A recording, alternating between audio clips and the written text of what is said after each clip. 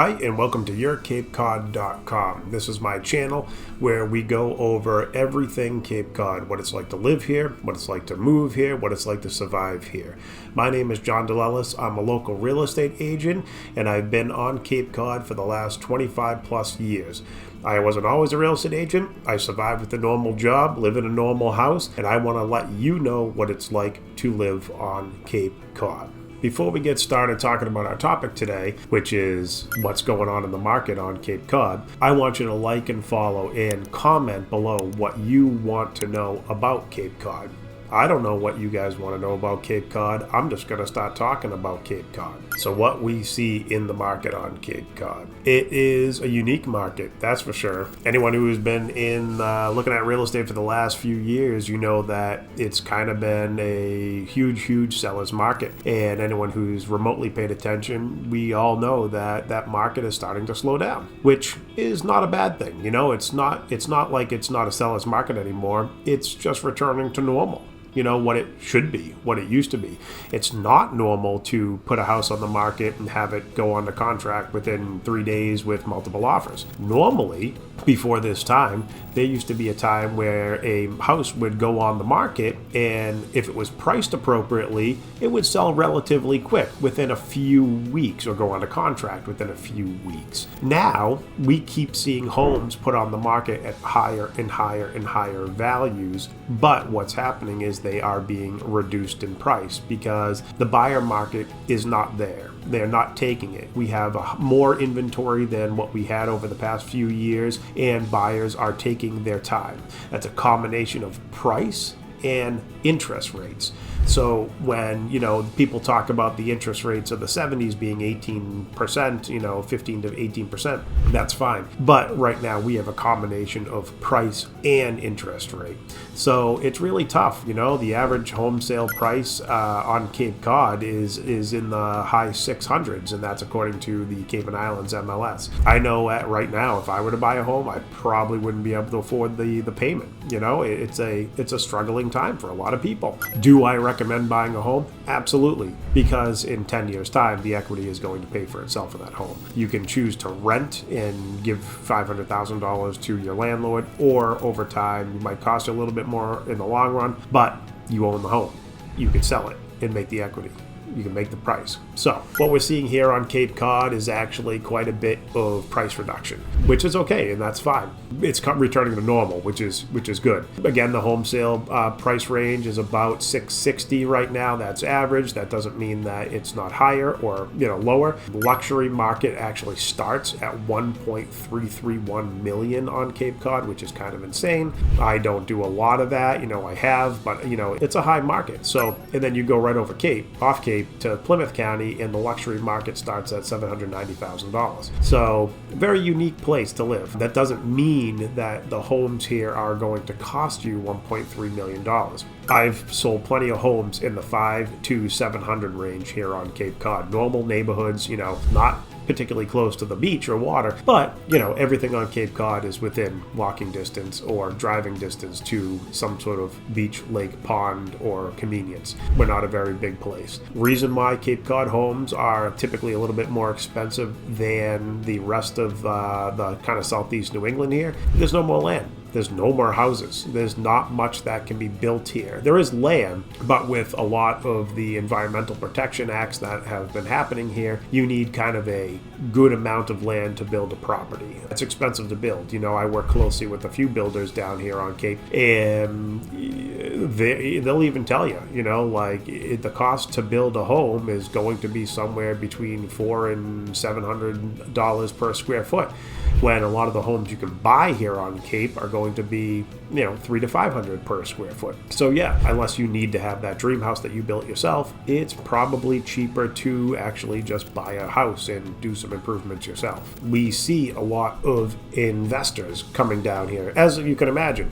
a lot of people want to buy second homes on Cape Cod. Typically, yes, that can be the million plus range houses that are close to the beach, but not always. We see a lot of investors that are actually buying up smaller properties and actually multifamily properties because there's not a lot of places on Cape to live. There is a, quote, housing crisis that we are having here on Cape Cod, and it is very unaffordable for the people who live here to continue to live here. As you can imagine, Cape Cod is a service industry based community. We do most of our economy comes from tourism in the summertime. Our population increases by 3 times in the summertime, which then increases traffic. However, a lot of those people depend on that summer work. They depend on that increase in traffic. That's where a lot of these businesses make their money. A lot of them close down in the wintertime. Not all of them, but some of them close down in the wintertime because it's not worth their time to just stay open. They make enough money between May and September that they can kind of maintain their businesses because it gets so busy down here. But that being said, a lot of the people who work at these service industries, like the restaurants and theaters and whatnot, it is getting harder and harder to stay on Cape Cod. I used to manage a property here on Cape Cod that had employees, and what I saw was that a lot of the younger people, younger generation, call it 20-year-olds to early 30s, they're not living on Cape. They are moving to New Bedford, or they're living off Cape in Wareham, or somewhere that is a little bit just close to Cape Cod, but maybe half hour, 40-minute drive to come over the bridge. The reason doing is that is because they can't afford to buy a house here on Cape Cod. You can get a larger plot of land, a bigger home, like over the bridge, than what you can get here on Cape Cod. Now, that being said, yes, your value of your home is very rarely going to reduce here on Cape Cod. Now, of course, real estate market's like a staircase right now. We're top of the step, but as always, it could dip and then it comes back, and then you could dip. But I mean, if you pull out the graph, it's always going up. And here on Cape, because we're so protected, we have such limited land and such limited inventory that your equity is protected here. So, you go over Cape, off Cape, where you have, Plymouth County and Bristol County, where there's room to build. If you go to Plymouth, you notice that there are developments going up left and right. Homes are just cheaper over that side of the bridge, of course, until you get to the Boston area. But absolutely. So, it's a unique place to live. If you want your equity protected and you work down here, then yes, I would say buy down here. If you don't work down here and you just want a Cape place and you're kind of on that fence of whether you can afford it or not, no, I would say to find a different area. Just off Cape, you could go Plymouth, you could go to Wareham, even Bourne over the other side of the bridge, which is technically Cape Cod. And again, we see a lot of younger people moving to the New Bedford area, Fairhaven, that type of area over there. Oh my God, a real estate agent telling people that, it might not be the perfect place for you, but it might not be. I'm honest, and that's part of my, why people like me as a real estate agent, that, I ask them flat out, like, is this the move you want to make, because if you are on Cape Cod, things can be expensive. And, in the grocery store, milk might be, $4.10 a gallon, as opposed to over the bridge, it might be $3.90. So, I mean, not terrible, but it is more expensive. Gas is typically more expensive over here.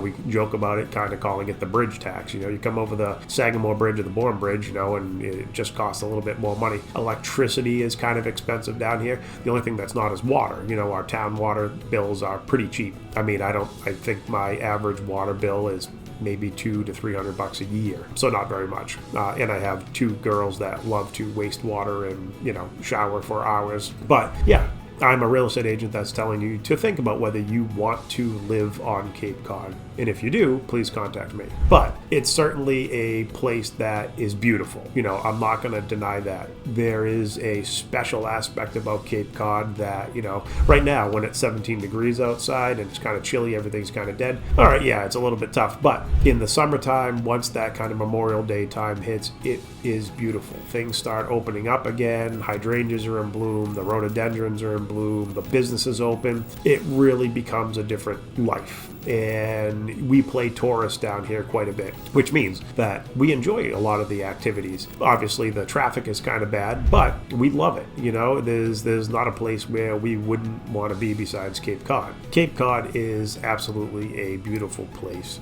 to live. There is no denying that. No matter where you are on Cape Cod, you're usually within a 5 to 10 minute drive of a beach, some activity, something going on. And, I live in Barnstable, which is kind of the biggest town on Cape Cod, but this is where kind of we set foot. And in Barnstable, you have multiple different areas, from the bay side where it's a little bit more historic, antique, to the south side where it's the Austerville. It's very wealthy. There's a lot of money. A lot of the homes in Austerville, especially along the Main Street Beach area, South Cape, go for multi-million dollar home. And it is a beautiful place to live. That doesn't mean that you can't go. We don't live in that area. We live kind of in the center of what's called Centerville. It's a beautiful spot. We love Centerville. My daughters were, born and raised here. They absolutely adore it. They love the schools. They love their friends. We are very close to Lake Waquaket, so we can literally throw a rock behind we're not waterfront, but we can throw a rock into the pond from our house, basically. It's a wonderful place to live. And so back to the Cape Cod market. Things are still selling quickly, like they certainly are. They are certainly selling quickly if they're priced right. So what we see as a problem with sellers here on Cape Cod is that they are ever increasingly believing that their homes are worth more and more and more and more. But because the buyer pool has kind of pulled back a little bit, we're not seeing that anymore. Sellers are still expecting to list their homes extremely high, and us as real estate agents, and I've had this conversation over and over and over and over again with sellers, is that the market has plateaued. Like in whatever people are telling you, it's the truth. The market has plateaued. It's not going down yet, but it is certainly still. And they're they refer to it as like stale properties. So when a house gets listed for, let's say, $30,000 more than what the neighborhood comps are selling for, just because a seller is expecting the market to continue to go up, it'll sit there and get stale. It's a bad way to market. You shouldn't do that. And we're seeing more and more and more of that. So over the past month or so or two, we've seen quite a bit of reductions. And again, don't blame the real estate agent with that. Sometimes, a lot of the time, it's the seller who's expecting. The real estate agent will come in and tell them what they believe is a good price, and then they say, hey, no, I want to list it for $30,000, $50,000 higher than what they, think. So that marketing tactic is terrible. Actually, the thing is, you can never underprice a home. You can always overprice a home. So if you list it slightly below the market value, typically you'll have multiple people in through the door and multiple offers. If you price it above, you won't have as many through the door, because people aren't stupid. They see the market, they see what's being sold in the neighborhood, they see the comparable homes, and they go, why is that home $50,000 more than the other one? So make sure, if you are listing your home on Cape Cod, you listen to your real estate agent and you price it at or below market value. If you're not afraid of hanging on the market for a few months, then that's fine. Then price it a little bit higher, but don't price yourself out. What we're seeing a lot of is cash buyers. So in 2024, as of the beginning of November, 26%, I believe it is, have been cash buyers. And those who are not, the average mortgage draw is just shy of $400,000. So that means, of course, that 75% of people are still taking out mortgages, but it's a unusually higher number of cash buyers. Why, you might ask? Well, mainly that's because a lot of people are downsizing. So, Cape Cod, believe it or not, is a big family place. There's a lot of families. There's a lot of full-time residents here. Those families are aging. The kids have moved away. They're gone. And somebody has this 3-4 bedroom colonial now that they don't need. Kids are gone. They're empty nesters, and they don't need the 2,000, 2,500, 3,000 square foot home anymore. They want to downsize. They want to save some money. Maybe they want to travel a little bit in their older age. That's what we're seeing. So these people are, who bought their homes in '96 for $150,000 or maybe $200,000 are now selling their homes for $600,000, $700,000, $800,000. They have very minimal amount of mortgage, or if any, left, and they're cash rich. So what they'll do is they'll buy a home that might be in the low sixes or mid fives, a small little ranch or something like that, or even a condo that is a lot cheaper. And what they're doing is they're taking that money and they're either pocketing it or they're traveling or doing whatever, and that's what we see a lot of on Cape Cod is the downsizing community, which is good. There are families who want to buy homes here, and homes that are priced correctly for family homes are selling fast. That's the best thing. The community has increased. There was a lull in the kind of mid, 2010 to 2015 range where there wasn't a lot of people moving to the Cape, and all of a sudden that it was like flick of a switch. All of a sudden it was like 2013, 14, 15, 16, families started returning, and actually our school systems now are seeing a growing amount of kids. When I was in school in Sandwich, I graduated from the town, which, let's see if we can do this here. This town right there. I graduated from that town. There were probably 400 plus kids in my graduating class, and then it dipped to, into the 200 range, and now we're seeing it back up into the 300 and almost back to where it was when I was a kid. So it's growing, and people are moving back to the Cape. I think COVID helped that. People realized that they didn't want to be kind of in the urban world anymore. They wanted to be back in the, Cape Cod or this type of place where there's a lot of room, there's a lot of fresh air, a lot of open air. Let's talk about the luxury market a little bit. We are seeing luxury slow down a bit. It's still good, it's still going, but, luxury, again, in Barnstable County is 1.331 million or above is what it's considered. But a lot of people believe, or when they think of luxury on Cape Cod, they think of that $30 million mansion that just sold in Osterville, no. So, but where the homes are as the 1 million to, let's call it 3 million, those are still moving. Not quite as fast, but they are certainly still moving. The 3 million plus are, taking their sweet time, which is completely understandable. Market uncertainty, economy, the economy is showing strong as it is right now, but as we all know, it's kind of an artificial inflation, due to inflation. They're pumping cash into the economy, and it's just tough. Things are terribly expensive. The cost of living is terribly expensive, of course, affecting the luxury market. What you'll notice that some of the luxury that's in that, 12, 15, $20 million range will take months, if not years, to sell. I know that there was a home sold, the most expensive home on Cape Cod, not including the islands, ever to sell was in Osterville this past year, $22.1 million. Beautiful home, don't get me wrong, but it was on the market for almost 2 years. Started at $30 million, and it took a third of a price hit to finally sell. Yes, very expensive home, and something that I'll never see in my lifetime. But it was kind of a fail on that point, because it took 2 years to sell. The client is trying to move out of their home, or sell their secondary home, I believe it was. And, it took 2 years and a third of reduction, so it's a lot. And that is what we're seeing a lot of, is that heavy luxury is sitting. Not to say that it's not selling, because obviously $22 million home just sold, but it takes a bit. It finds a certain client that needs that particular home. Again, luxury from the 1 million mark to the 3 million mark, it's moving, but not quite as fast. Again, that's a certain type of buyer that, is looking to be in those type of homes. And you can find absolutely beautiful homes in that 3 million or less mark here on Cape Cod. Chatham, is an area that is a little bit more affluent, that has the homes that are a little bit more expensive. Same thing with Osterville. The Bayside, kind of on the water, they're a little bit more expensive. Everything that you're going to find that's in that, what we call average price range between, let's say 600 and 800 is going to be more inland. My home, I think the value of my home right now is probably around $650,000, $700,000, obviously. But, it's and I'm inland, I'm not near the beach. But we are certainly seeing a plateau of the inventory moving. I think I've already talked enough on this video, but so to sum it up, that on Cape Cod we have seen kind of a plateau, which again is not a bad thing. It's still certainly a seller's market here on Cape Cod and most of the country, but a return to normalcy is not bad. Houses are sitting on the market sometimes for 60 days, and I think that's about average right now, is a 60-day sit on market, which before getting an offer, which is not bad. It's not a bad thing, especially for buyers out there. sellers, if you intend on selling your home, I would do it relatively quickly. We don't know what, the new administration is going to bring on and what that is.